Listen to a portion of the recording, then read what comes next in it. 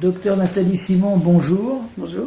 C'est un véritable honneur pour nous de vous interviewer en ce jour des journées de la conduite accompagnée du chien en 2022 au manoir de Caen.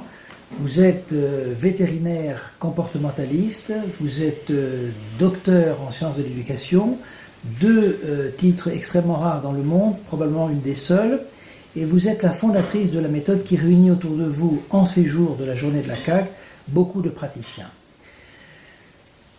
Quel regard portez-vous aujourd'hui sur la méthode que vous avez mise en place de la conduite accompagnée du chien? Que permet-elle de faire dans votre univers des professionnels de l'éducation des chiens?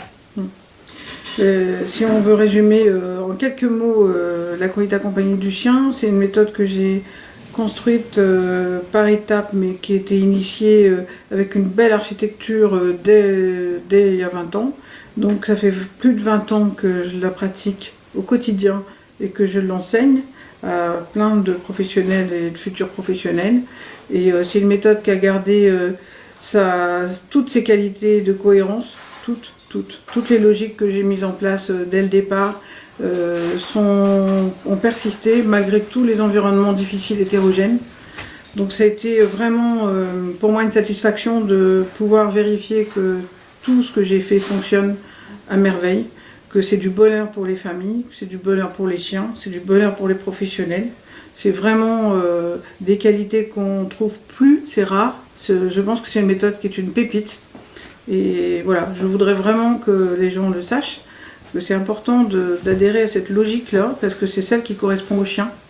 Nous, professionnels de la conduite accompagnée du chien, on sait se mettre à la place des chiens, à la place des familles, et on sait organiser les choses pour que, malgré les difficultés qu'on peut avoir dans les environnements, dans les organisations des familles, on parvient quand même à organiser la prévention. Et la prévention, c'est la clé, pour moi c'est la clé. C'est élever correctement des chiots, c'est organiser l'arrivée dans les familles, c'est faire en sorte que les familles soient performantes dans la façon de comprendre leur chiot et de le faire grandir. Parce qu'il y a des étapes de développement qu'il va falloir qu'elles répondent à ça. Un chien, ça ne se crée pas en 5 minutes, en 1 heure, en 2 heures, parce que ça nous fait plaisir. C'est vraiment un individu en soi qu'on va faire grandir et qu'on va faire évoluer et qui va vivre avec vous une quinzaine d'années. C'est tellement important dans une vie, pour les enfants aussi, que vraiment je pense qu'il faut que tout le monde adhère à la conduite accompagnée du chien. Alors précisément, vous êtes un acteur majeur dans le monde de l'éducation des chiens en France et en Europe, et vous avez même à ce titre été invité à participer à une commission parlementaire il y a quelque temps pour construire autour des animaux de compagnie quelque chose de mieux. Et quel regard portez-vous aujourd'hui sur l'éducation des chiens en général? Ce que je regrette justement dans tous ces démarches qui ont été faites au niveau réglementaire, c'est qu'elles n'ont pas écouté, elles n'ont pas entendu. En fait, les personnes qui peuvent décider en fait en France sont des personnes qui ne veulent pas comprendre en fait. Donc ça c'est vraiment regrettable. Je pense qu'il faudrait quand même qu'à un moment donné et puissent réaliser que c'est pas en faisant des certificats, des réglementations supplémentaires qu'on va obtenir des résultats.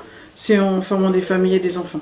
Il faut les former de façon cohérente, il ne faut pas les former en apprenant aux enfants qu'en courant avec leur chien n'importe comment, ils vont obtenir un chien qui va bien.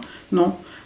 En faisant des jouets partout dans la maison, on ne va pas obtenir un chien qui va bien. On va obtenir un chien qui va bien quand on va s'en préoccuper de façon bienveillante, quand on va être pacifique, quand on va être structuré, quand on va être logique pour lui, qu'on va lui parler normalement, quand on ne va pas le punir, quand on va créer les conditions pour lui de son équilibre, qu'on va faire en sorte qu'il puisse comprendre tout ce qu'on fait et ce qu'on dit. Et là, la réussite, elle est obligatoire. Le chien est un animal qui donne tout. Donc comme il vous donne tout, naturellement, vous avez juste à récupérer tout ce qu'il vous donne. C'est facile.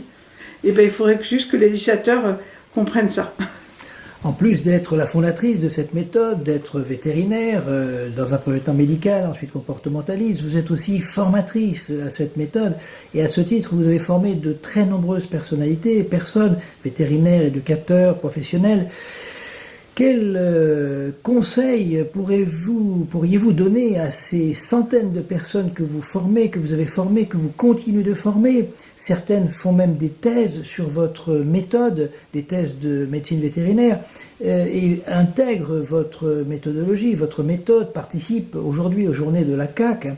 Quel conseil vous pourriez donner à tous vos élèves, tous vos disciples, dans l'application de cette méthode qu'ils disent et qui est dite formidable, pour conserver cette confiance dans l'éducation des chiens aujourd'hui en 2022?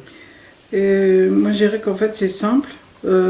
Si les gens ils ont accepté en fait de vraiment intégrer en eux la logique de la conduite accompagnée, obligatoirement ils réussiront. Ils réussiront pas tout comme ils voudront parce qu'il y a des obstacles dans l'environnement, il y a des obstacles dans la logique que les gens ont avec les chiens, dans la génétique des chiens qui n'est pas forcément adaptée à ce que les gens ont choisi.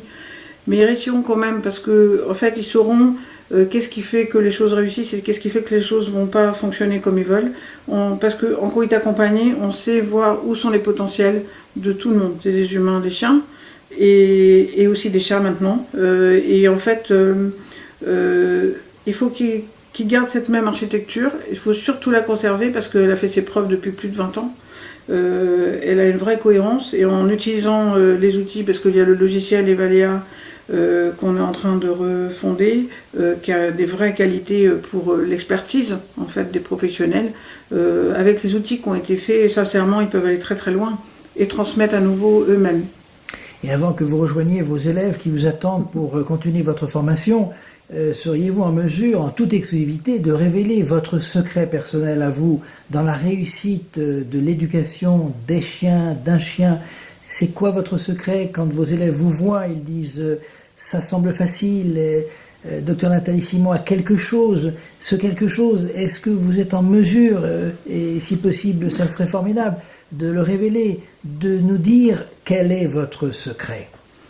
Je pense que c'est pas vraiment un secret. Je pense qu'il y a beaucoup de gens comme moi, mais sauf que moi j'ai pris le temps de voir en me mettant à la place des chiens. C'est-à-dire que moi je me mets à la place des chiens, toutes sortes de chiens, et je regarde dans l'environnement qu'est-ce qui s'est passé, qu'est-ce qui a fait que j'ai pas pu comprendre, qu'est-ce qui s'est passé dans l'environnement, qu'est-ce que les humains ils ont fait, qu'est-ce qu'ils m'ont dit, comment ils l'ont dit finalement. Et sans ça c'est un jeu en fait. Et pour moi le jeu il est là, il n'est pas dans le fait de jouer bêtement avec un chien, il est dans le fait de jouer à comprendre le chien. Et là, on a un super résultat. Docteur Nathalie Simon, c'est un honneur et je vous remercie du fond du cœur. Merci.